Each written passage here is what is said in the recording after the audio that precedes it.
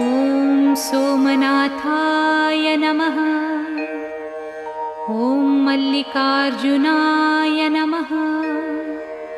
ॐ महाकालेश्वराय नमः। ॐ ओंकारेश्वराय नमः। ॐ वैद्यनाथाय नमः। ॐ भीमशंकराय नमः। ॐ रामेश्वराय नमः। ॐ नागेश्वराय नमः। ॐ विश्वेश्वराय नमः। ॐ त्र्यंबकेश्वराय नमः।